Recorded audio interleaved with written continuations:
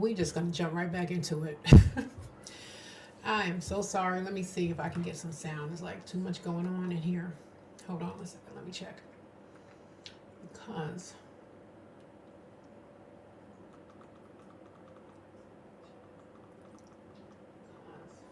okay, I can hear myself. I don't know if y'all can hear me. Let me put the chat back up. Okay, I can hear myself. I don't know if y'all can hear me. Let me put the chat back up.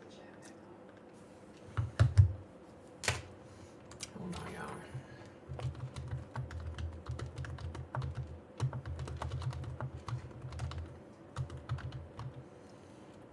Yeah, we need too much stuff going on. We hit all the platforms yesterday, and ever since I was able to go live on Kick, Twitch, everywhere, it started to slow down. So I just gotta figure this out. But so hopefully it won't happen again, you guys. So like I said, this case we're gonna start over from the beginning because it's a good one. So this one is about a Detroit man who deletes his two guests that was at his party after they beat his mother up on Facebook. Interesting. Okay, I'm gonna have to keep this up in the background just for a minute here. So let's get into this.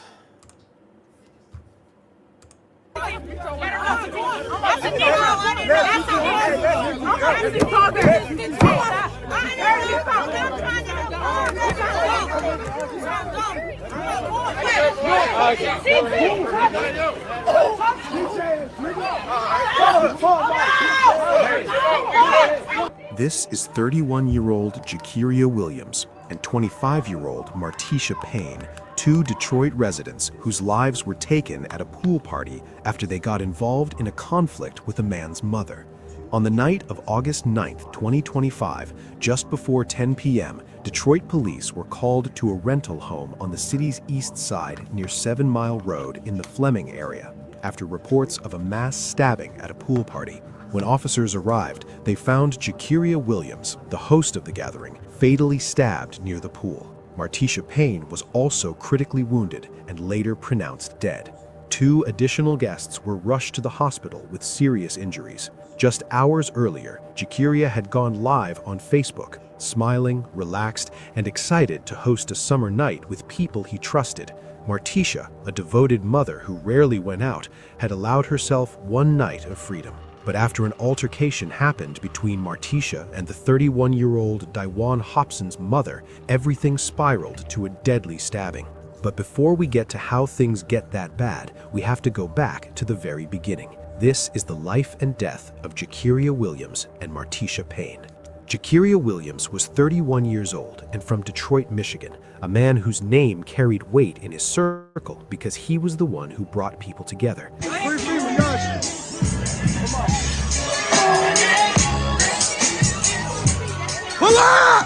Friends knew him as Jakiri, the guy who hosted, organized, and made sure everyone felt welcome. He wasn't flashy in the way social media influencers are flashy. His presence was quieter but steady.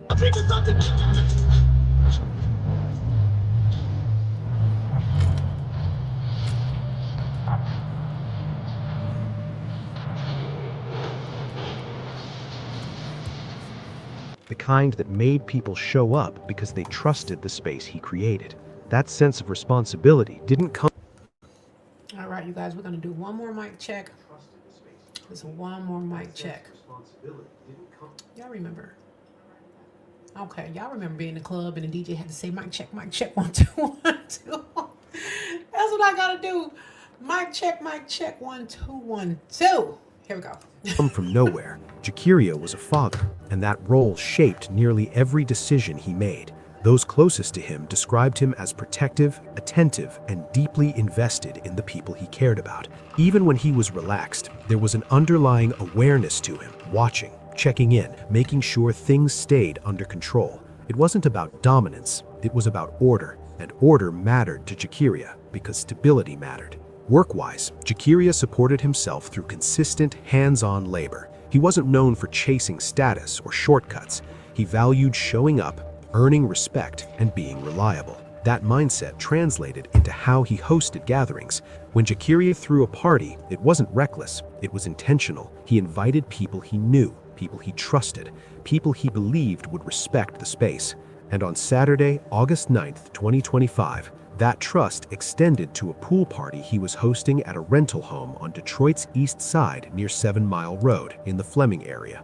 It was meant to be simple: music, drinks, a summer night, friends cooling off by the pool after a long week. Jakiria even went live on Facebook earlier that day, smiling, relaxed, and clearly looking forward to what he expected would be an easy, enjoyable gathering. Hey, you already know better pull up, man. It's going down. Starting right now. But what no one watching those videos could see was how fragile the balance actually was. Meanwhile, across town, another life was moving toward that same pool party, without any sense of what the night would become. Martisha Payne was 25 years old, a Detroit native, and a woman whose life revolved around responsibility in a very different way.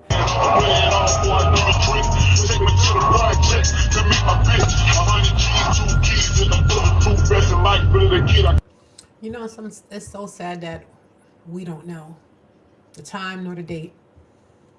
You know, we go out just to try to have a good time, and the time nor the date. There we go. We still there. Go out to have a good time. You don't even realize you'll never make it home. That's why I stay in my butt house. Only person that's gonna get me is the Amazon guy. That's it. Oh, maybe the DoorDash. She was a mother to a 6-year-old daughter, a child who depended on her completely. Friends described Martisha as devoted, protective, and deeply connected to her family. Being a mother wasn't something she mentioned in passing. It defined her priorities. That made the night of August 9th unusual for her. Martisha rarely went out, but that evening she allowed herself something small and human: a break. She got dressed, did her nails, and posted on social media about heading to the pool party. To outsiders, it looked like a carefree night, but to those who knew her, it was clear how rare that freedom was. And that contrast mattered. Martisha worked hard, balancing motherhood with everyday survival. She didn't live recklessly. She didn't seek chaos. People described her as warm, expressive, and social, but grounded. The kind of person who laughed easily, but knew when to pull back, which is why no one expected her night to end where it did. By the time Martisha arrived at Jakiria's pool party, the atmosphere still matched the plan. Music played, guests laughed, people recorded short videos, dancing and joking near the pool.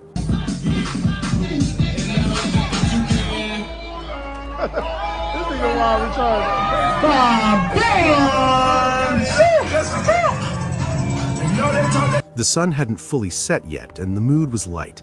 Two different lives, Jakiria's and Martisha's, had now converged in the same space. And for a while, everything looked exactly the way it was supposed to. But even as the party settled into rhythm, another presence arrived that would quietly shift the energy. Now it's at this point that another name enters the story. Daiwan Hobson was 31 years old, also from Detroit, and he was not a stranger at this gathering. He was there as Jakiria's friend, someone Jakiria trusted enough to invite into his space. In earlier videos from the party, the two men appeared comfortable around each other, talking, smiling, and standing close like people who shared history. Hey, you already know better pull up, man. It's going down. Starting right now. We ain't just been taking shots, just chilling, dog. You know what I'm saying, bro? But Daiwan carried something into that backyard that night that most guests did not know. Just 1 month earlier, Daiwan had been released from prison after serving more than a year for a violent felony. Court records show he had been convicted of assault by strangulation, a charge involving serious bodily harm. At the time of the pool party, he was on probation, technically prohibited from being in environments involving alcohol. That detail wouldn't become public until later, but its relevance would soon be impossible to ignore. Daiwan didn't arrive alone. He brought his mother. That decision stood out immediately. Pool parties like this were filled with young adults, friends, peers, people in similar stages of life. Seeing a grown man bring... Why he bring his mama? I probably would have brought my mama too. My mama was cool like that. My mama would have went too. What the heck? So he put his mother in this. Oh, Lord. I got goosebumps. Oh, let me see if I can hear myself. Mic check, 1 2 1 2. Are we still there? Are we still? Gotta check, y'all. His mother into that environment raised eyebrows. I had people on all the platforms and no one saying except for Cheeks. What's his name? Yeah. One of my biggest supporters to say we can't hear you. Some guests questioned it openly, others brushed it off, assuming there was a reason. But the choice mattered more than anyone realized, because bringing his mother into that space changed how Daiwon interpreted everything that followed. At first, the party moved along without incident. Alcohol flowed, the crowd thickened, music grew louder.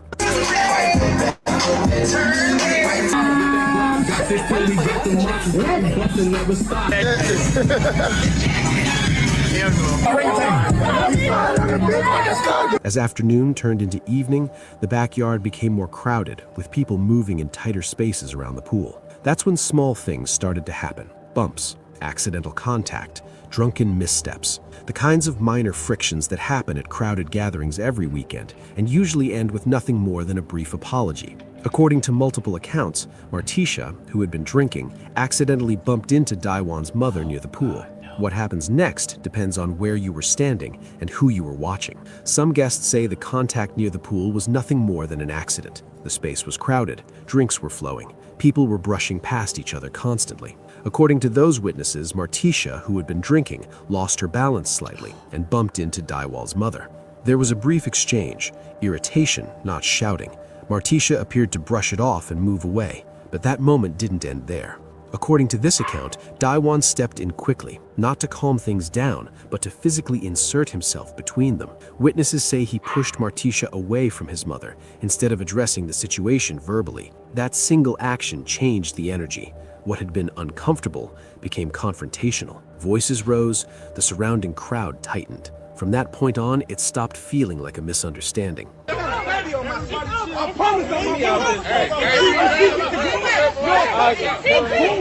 Meanwhile, others remember the sequence differently. Several guests insist the contact wasn't a one-time accident. They say Martisha had bumped into Daiwon's mother more than once and appeared intoxicated.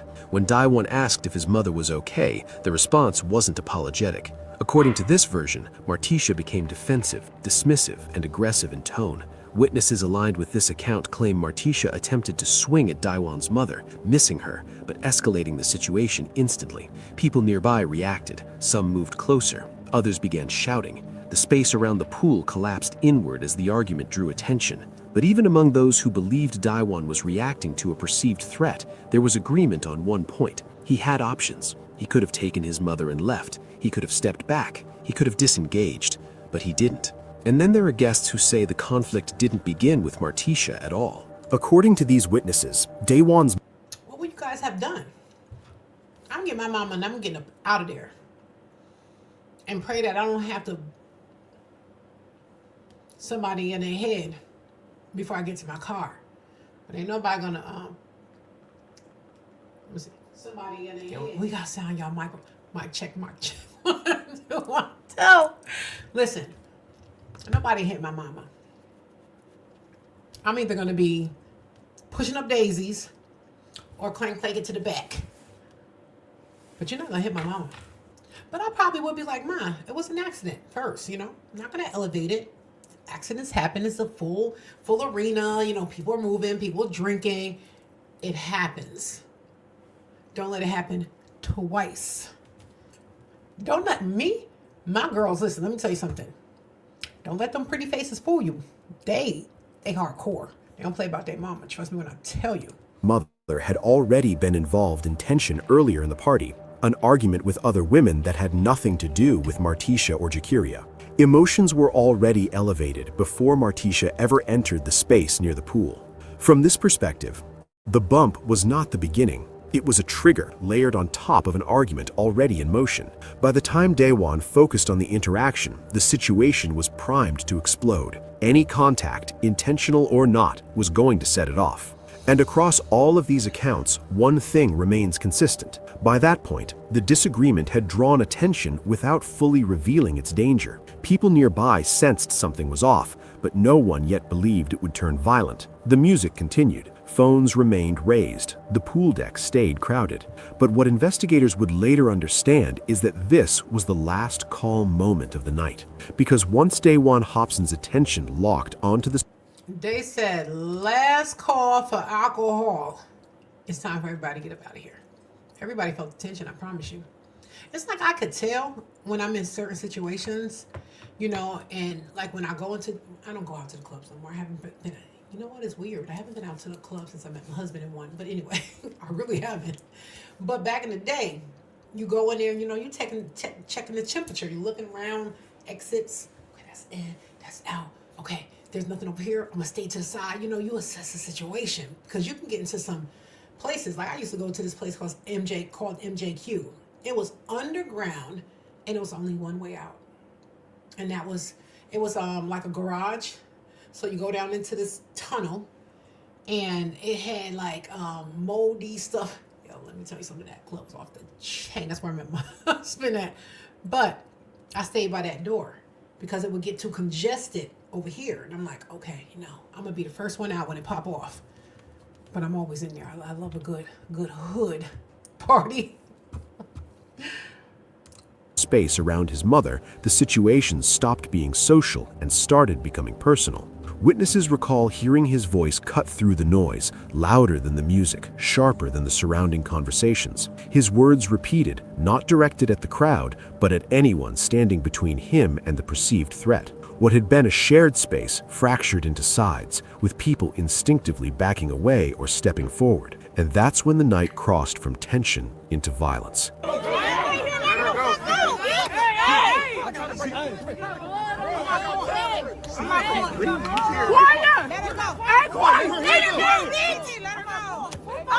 That's his mama, y'all. No, hold up. Wait a minute. We gotta go back a little bit. That's his mama on the. Oh God, let me go back. Oh my God, let's say a prayer. Between him and the perceived threat. What had been a shared space fractured into sides, with people instinctively backing away or stepping forward. And that's when the night crossed from tension into violence. Oh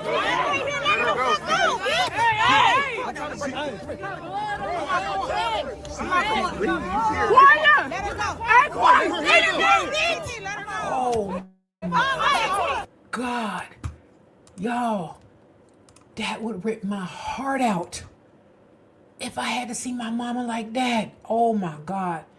You know, something just snapping in your mind when it's your mother. And when it's your mother and your kids, something just click. You're not even the same person that you were when you walked into that party. Yo, somebody had his mom here. Oh my God, this is horrible. Why you let your mama go home and Netflix and chill? You bringing her to some darn. He hits. I'm not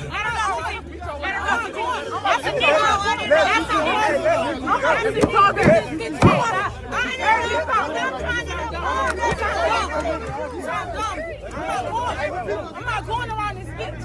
I'm not going. Hey. This is my mama. Where the fuck is her wig at? Why y'all do her like that? Who is she? Yo, somebody said, where the F is her wig at? Let me tell you something. There's three. My mama, my daddy, my husband, my kids, and my brother.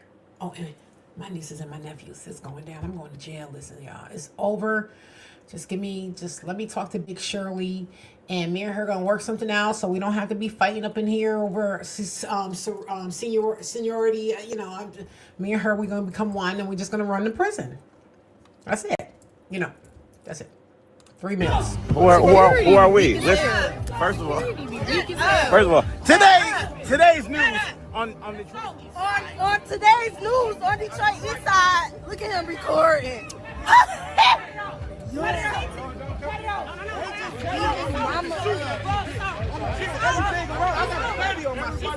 promise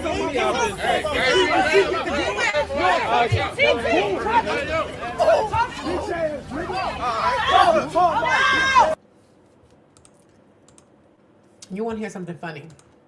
I had a pool party. I think it was maybe a year ago. And a lot of people came that we did not invite. Now, when I tell you it probably was 40 people we did not invite, somebody else invited them. But anyway, so someone in my subdivision came to the party and started acting reckless. Let me tell you something. My daughter was like, all right, let's get this going. Let's get this going. My daughter was like, yo, it's on. It's on. Get up out my house. You know what I mean? I didn't have to do nothing. My girls was like, listen, Ma, I got this. This is my oldest one. She's missing a scrotal. She don't play about her mama. All of a sudden, Daewon pulled out a knife. It wasn't a small pocket blade. Multiple witnesses described it as a larger knife, something that didn't belong at a casual pool party. How long it had been on him remains unclear. What is clear is that once it appeared, the situation changed instantly. There was no warning shot, no threat made aloud that caused people to scatter in time. The first stabbing happened in the middle of the crowd. Chaos followed immediately. People screamed, some ran, others froze.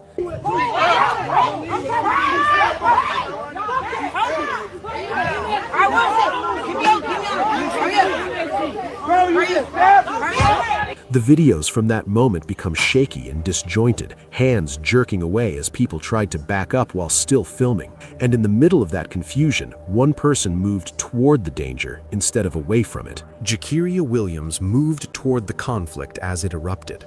According to his mother and multiple witnesses, he wasn't advancing aggressively. He was trying to stop what was happening. He stepped into the space between Daewon and the others in an attempt to break it up. That decision put him directly in harm's way. Jakiria was stabbed during that intervention. The wound was severe. In the confusion, he managed to move away from the immediate area, collapsing near the pool while others screamed for help. But even after he was wounded, the violence had not fully ended. Martisha Payne was also stabbed during the same outburst. According to witnesses, she did not have time to retreat or protect herself. The moment was fast, disorganized, and terrifying. Within seconds, she was down. 2 additional people were stabbed as well. Their names were not released publicly, but one was transported to the hospital in critical condition, the other with serious injuries. And just as quickly as it began, the attacker disappeared. Daewon Hobson fled the scene on foot. Security footage later showed him leaving the area, running through nearby streets as partygoers scrambled to help the injured. Phones that had been recording the celebration now captured screams, blood, and confusion. Minutes later, the reality of what had happened began to settle in. Jakiria, despite his injuries, reached for his phone. His final social media post appeared shortly afterward, unintelligible, fragmented, typed while his body was failing. It was a final, desperate attempt to communicate before losing consciousness. Emergency calls flooded in. Detroit police received the first report at approximately 9:52 p.m. Officers arrived within minutes to a scene already transformed beyond recognition. The rental property was surrounded by crime scene tape as medical personnel worked urgently among scattered belongings and blood-stained concrete. Deputy Chief Arnold Williams, ARNOLD WILLIAMS, Deputy Chief Eastern Operations. At about just before 10 o'clock this evening, we had received a call that there was possibly somebody stabbed. Officers came and they made the location. Upon making the location, we discovered we had several individuals stabbed. So after the preliminary investigation, we had 4 people stabbed. 2 were stabbed fatally and 2 were non-fatally. Of the 2 that were stabbed non-fatally, 1 is in critical condition and the other one is stable. Everybody was adults. 3 of the victims were in their 30s, 1 was in their 20s. This was basically a pool party that was taking place, and there was an argument that started over a woman who was at the pool party. From that argument, 1 male suspect stabbed 4 of our victims. We do have a person of interest, and we have that person identified. So they're not in custody, but we are looking for them at this time. But for the 2 of the victims, help came too late. Jakiria Williams was pronounced dead at the scene. Martisha Payne was also pronounced dead shortly afterward. The remaining 2 victims were transported to nearby hospitals, 1 in critical condition. As the scene stabilized, investigators were left with one urgent question. Where was the suspect? By the morning of August 10, 2025, police publicly identified DeJuan Hobson as the man responsible for the stabbings. They confirmed he had been released from prison just 1 month earlier after serving time for a violent felony involving strangulation. At the time of the party, he was on probation. That revelation shifted the case from a sudden tragedy to something prosecutors would later describe as preventable. And it intensified the urgency. Within days, Detroit police publicly identified Hobson as their suspect and announced a $5,000 reward for information leading to his arrest. So now to a pool party taking a deadly turn in Detroit. Right now, police asking for your help as they desperately search for whomever is behind a quadruple stabbing. 2 people did not survive. This all occurred Saturday night at an Airbnb on Fleming Street near Conant on Detroit's east side. And neighbors say the home had been causing trouble for a while. 7 News Detroit reporter Darren Cunningham is learning more about the victims and digging deeper into the investigation. Darren. Loved ones of the man and woman who died in this weekend's gruesome murders are looking for answers, and they're hoping an arrest will take place soon. Kimberly Williams says her son Jakari hosted a pool party with another person on Saturday. The home on Fleming Street on Detroit's east side was rented for the occasion. That night, an altercation broke out. Videos of the brawl are circulating on social media. Detroit police say it started as an argument over a woman. Investigators say a man ended up stabbing 4 people, including Jakari Williams, who were told was trying to break up the scuffle. 2 people died, including Jakari and another young lady. His mother tells me he was a good guy, positive, and she believes he was friends with the man who allegedly committed these heinous acts. They were pretty close. They were pretty close, so we thought, you know, and for that to happen the way it happened, and I'm thinking, well, maybe he accidentally, you know, maybe done something. It wasn't no accident. It hurt it to the core. I just buried the son 2 years ago. Coming up on 7 News Detroit at 5 o'clock, hear from the mother of Martisha Payne, the other victim who died in this weekend's tragedy. As for the police investigation, DPD tells me that they are still looking for leads that will lead them to the person of interest. For now, Darren Cunningham, 7 News Detroit. The manhunt unfolded quickly, with investigators tracking tips, surveillance footage, and witness accounts. First, a pool party ends with a deadly stabbing spree. Now the manhunt is on to find the killer. Investigators say the person attacked 4 people, killing 2 of them, a man and a woman. This happened near 7 Mile Road and Fleming Street, where neighbors say the house is often used for parties. Tonight, Shantae Passmore has an exclusive interview with the family of one of the victims, plus what the property owner told her went wrong at the party. Family identified one of the victims as being Jakari Williams, who actually hosted what's being described as an intimate gathering for close family and friends. Instead, he wound up losing his life after the father reportedly tried to break up a fight. Another neighborhood reeling from another night of violence. With this being so close to home, you know, that was really scary for me. Just before 10 p.m. near this home, police say someone stabbed 4 people. At last check, Detroit police reports a man is expected to survive, while another is in critical condition. Meanwhile, a woman in her 20s died. 31-year-old Jakari Williams also killed. In a sit-down with Local 4, his mother, Kimberly Williams, shares how she'll have to bury yet another son. He was kind. He was kind. He was kind. Neighbors say this home is known for being a house available for rent to throw parties. $1 million cash. It's loud, it's rowdy. They block up the street, they fly down the street. They have no respect for the neighborhood. Saturday night, their worst fear came true. Past the crime tape, property owner Alvin Taylor takes us inside, claiming Williams hosted the pool party for close family and friends. It reportedly wrapped just moments before the violence erupted out front. Just unfortunate, they were all together. It was all, you know, it was a family thing. It was a family thing. It was a family event. It ain't like it was a bunch of young people running around. Meanwhile, investigators say they know who they're looking for, and so does the Williams family. I want them to get caught. And we're told the alleged stabber is no stranger to the Williams family. As for the home, it has cameras set up all around it. The homeowner is telling us they've handed all of that footage over to investigators for this case. If you know anything, you're asked to call Detroit police. On the city's east side, I'm Shantae Passmore, Local 4. you guys, this is why we have to watch our surroundings. We have to make sure, like they said, it was a family gathering. So how would they have known that this would have happened? Leave your mama at home. Leave your mom. My husband be like, no, if I come downstairs and we're going to a party or something and he think I look too good, he's like, no, because I'll put him in a bad situation. You know what I mean? So even though I gotta go looking like a church mom. But I'm saying, be really careful and just think before you leave your homes, you guys. But anyway, I think we got volume. Microphone check 1, 2. What is this? Hold on. You're asked to call Detroit Police. I gotta check. On the city's east side. I'm Shantae Passmore, Local 4. We made it to the end with sound. That's a huge accomplishment for you, girl. I'm so happy, you guys. But anyway, I'll be back on tomorrow. Probably a little early tomorrow because I'll turn this down.